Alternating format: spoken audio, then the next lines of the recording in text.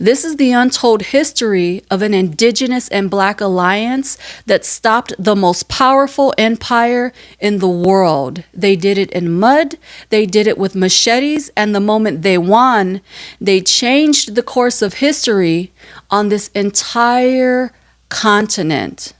But that's not the story that you've been told. If you are Indigenous, if you are Black, if your ancestors were told that they were less than, you are standing on a 500-year-old front line. The same forces trying to suppress our voting rights and erase our history today are the same forces that arrived on these shores centuries ago to colonize, enslave, and conquer. This is the real story of Cinco de Mayo. To understand what's about to happen, you need to know what Mexico had already endured. In 1848, less than 15 years before our story, Mexico lost the Mexican-American War. The country lost nearly half its territory: California, Nevada, Utah, Arizona, New Mexico, entire states gone. But the damage didn't end there. After that loss, Mexico fell into decades of internal conflict, civil wars, political collapse. While the country tore itself apart, foreign creditors, Britain, Spain, and France, kept demanding payment.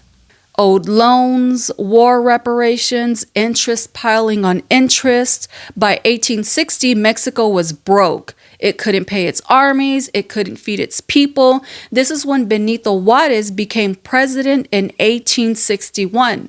Mexico's first indigenous president made a radical decision. He paused all foreign debt payments for 2 years in order to feed his own people. He put his citizens before European banks. Britain and Spain negotiated and accepted the delay. France, however, had other plans. Enter Napoleon III. Now, clarity is key. This wasn't the legendary Napoleon Bonaparte who conquered Europe. This was his nephew, a man obsessed with his uncle's legacy, desperate to prove he was a Napoleon the Great in his own right.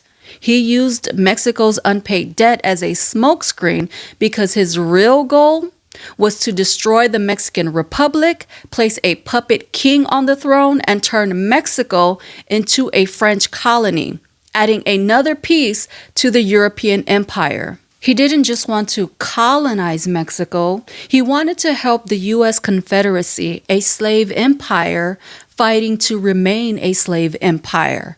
This is where the stakes become personal, because long before the Civil War, Mexico was a beacon of light. In 1829, while the U.S. was still building its wealth on our backs, Mexico's first Afro-Indigenous president, Vicente Guerrero, signed a decree that changed everything. He declared that slavery was dead on Mexican soil.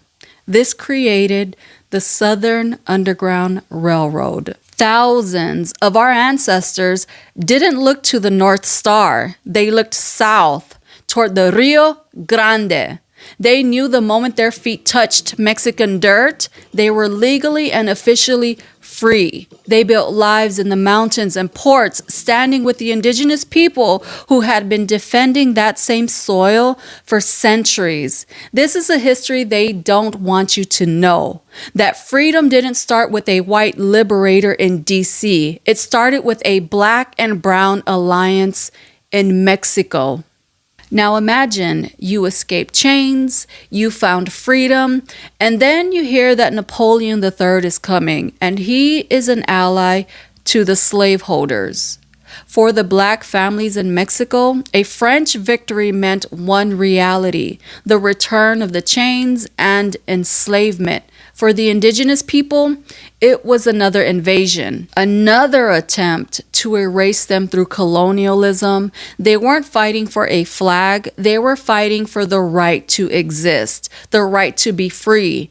This multiracial coalition of freedom seekers understood something crucial. Their survival depended on standing together. And standing against them was Napoleon III's Invincibles, 6,000 elite troops who hadn't lost a battle in 50 years. Now, let's be clear about what was about to happen. The odds were impossible. Mexico had maybe 4,000 fighters, not soldiers, farmers, shoemakers, everyday people pulled from their communities. Most had never even seen combat. Many were volunteers who grabbed whatever they could carry. France sent 6,000 of the most trained, most equipped, most battle-hardened troops in the world. Elite cavalry, artillery, rifles that could kill from distances. The Mexican fighters couldn't even imagine. The odds were overwhelmingly against them. The Zacapoatzla and the Suchiapulco indigenous warriors didn't have high-powered rifles. They had the machete, a tool of the earth turned into a weapon of liberation and indigenous resistance. They were fighting for the soil that held their ancestors. In the volunteer brigades, Afro-Mexicans, Black freedom fighters formed the heart of the guerrilla scouts. They were outnumbered, they were outgunned. They knew that if the French won, their freedom was over. This was a multiracial army of oppressed people facing a powerful empire. This was the original Indigenous and Black coalition, the hunted and the marginalized, and they were about to face the impossible. May 5th, 1862, the French charged up the slopes of Puebla. They had conquered empires, so they expected this to only take hours. But as they climbed, the skies opened up and a massive tropical storm hit with fury.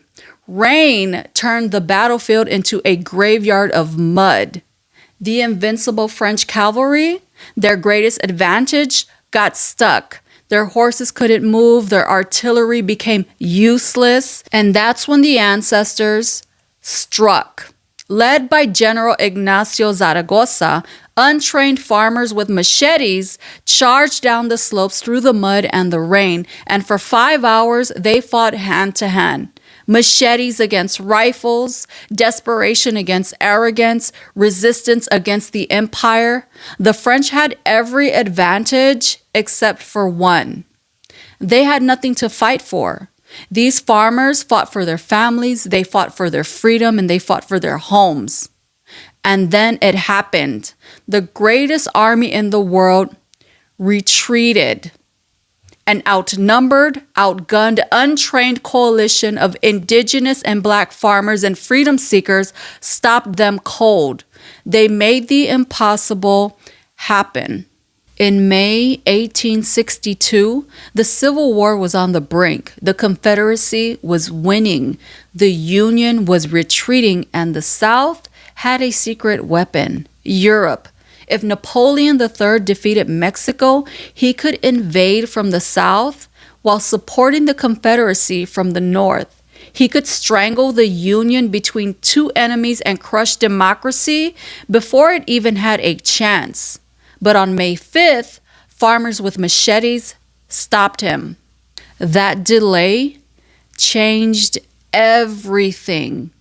By the time French forces finally broke through months later, it was too late. The Union had reorganized, and on September 22nd, 1862, just 4 months after Puebla, President Lincoln issued the Emancipation Proclamation. That document freed enslaved people in Confederate states. It transformed the entire war, and it meant European powers, especially Britain, could no longer support the slave-holding South. Without the battle at Puebla, without that crucial delay, the Confederacy might have survived. Slavery might have lasted decades longer. Democracy itself might have been defeated. An outnumbered coalition of farmers in Mexico didn't just win a battle. They changed the course of human history. They saved millions of lives they would never know. But here's what you need to understand. The reason Cinco de Mayo is celebrated as a drinking holiday by the same people who cheer on ICE raids and voter suppression is deliberate. Why do we celebrate Cinco de Mayo? I have no idea. For drinks and party. It's strategic.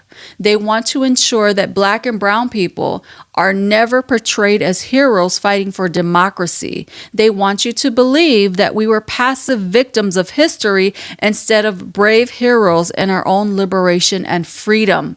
Because in their world, heroes are exclusively white. They don't want the heroism of Black and Indigenous unity highlighted because it destroys the lie of our inferiority. They know that if we ever truly grasp how devastatingly powerful we are when we stand together, their entire divide and conquer system collapses overnight. Our alliance is what they fear most. We are back in the mud today. They're stripping our voting rights, erasing our history, separating our families. They want us divided by borders, by shades, by labels.